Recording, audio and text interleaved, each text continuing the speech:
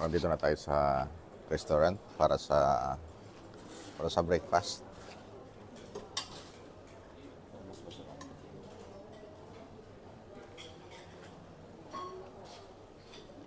Ito yung almusal dito sa Nico Hotel. Marami na ritong kumakain, mga tourist, mga turista. Saan, saan?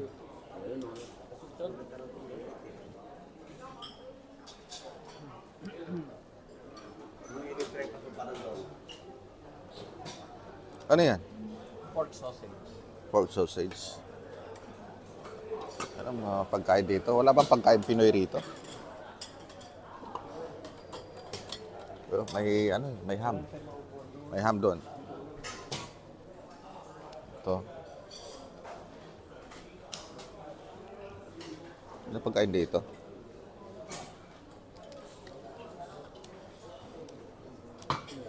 Walang rice, pansit.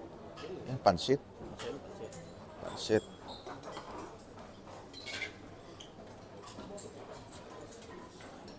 Walang rice, ano?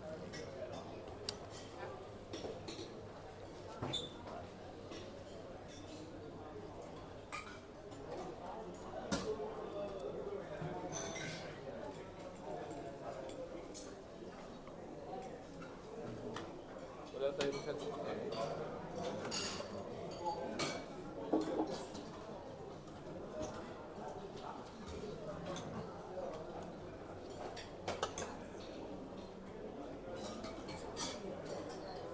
Guys, kukuha lang ako ng pagkain. Hello guys, good morning. Andito tayo sa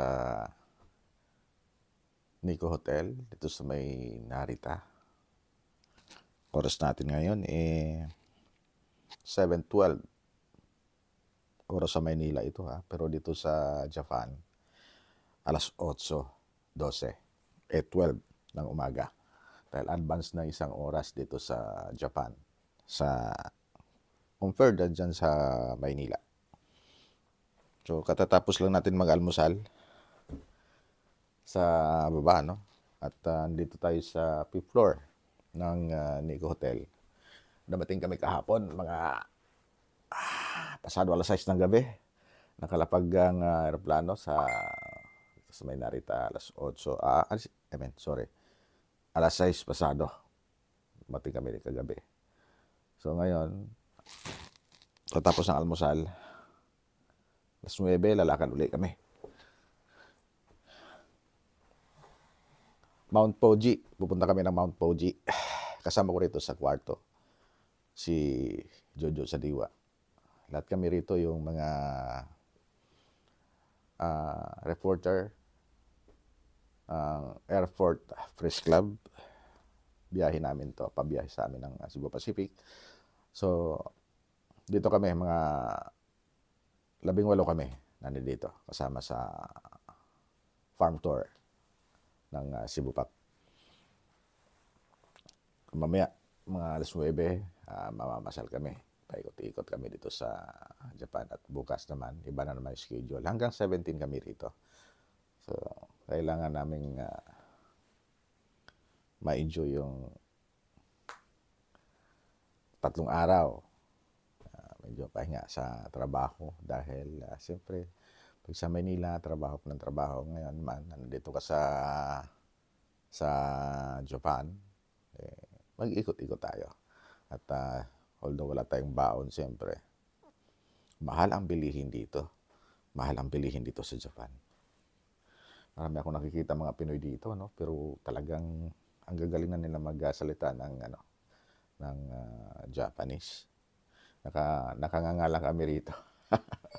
Although hindi lahat ng Japanese marunong mag-English, karamihan hindi marunong, puro sinyas. So, hindi kami magkakaintindihan.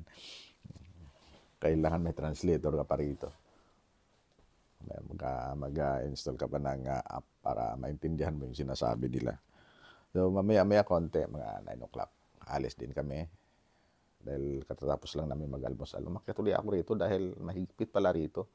Pagka pumasok ka sa isang restaurant sa baba. Pagka lumabas ka, hindi ka na makakapasok ulit kung wala kang dalang, kasi kailangan may ano ka, may coupon ka eh. May coupon kang ibibigay doon sa baba para sa breakfast mo. So kailangan pag nagamit mo yon, hindi ka na po pwedeng bumalik ulit. O kailangan magbibigay ulit ng panibagong coupon. So tapos naman ang mag-almusal, ano. Gusto lang namin bumalik doon sa aming mga kasamahan doon kumakain pa. Pero hindi na kami nakakapasok. So, umakyat na kami dito sa taas, dito sa room namin, sa 5th floor. So, ito yung ano namin. Dito sa, maano dito, guys, ang oras dito, ang alas 4. Ang alas 4 sa Maynila, madilim pa. Pero dito sa Japan, may araw na yung alas 5. Hindi, walang biro. Nagulat ako kanina pagbangon ko. Nakita ko sa oras ng cellphone ko.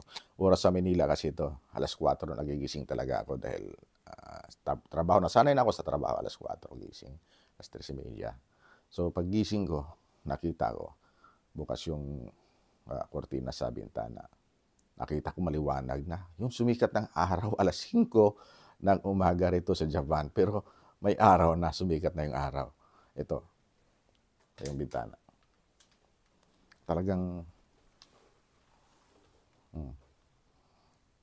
yun ang view dito sa labas.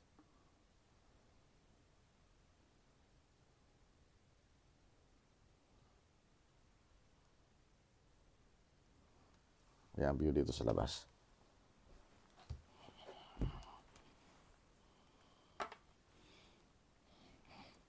So, ang temperatura dito, malamig. Pero hindi naman gaano kalamigan na 15 degrees Celsius. Masarap pa rin siya talagang. Kaya ako nakaganito. Paglabas ko kanina, malamig. Kaya nagsuot ako ng tsali ko para suporta. Although may suit naman akong, may dala akong isang jacket, pero hindi naman kailangan. Hindi naman ganoon talaga, sobrang lamig. Pero sumusuot talaga sa balat mo yung lamig. Sumusuot talaga sa balat mo yung lamig dahil siyempre yung temperatura sa atin sobrang init. El Nino sa atin. So dito, ang temperatura dito talagang napakalamig, malamig. Although wala nang snow dito dahil tunaw ng mga yelo, pero malamig pa rin yung temperatura dito sa Japan. So yan muna, magbabalik tayo mamaya guys para sa pagka nakaikot-ikot na tayo dyan sa pupunta rin kami ng Mount Fuji. Or titingnan natin, Sige, bye-bye.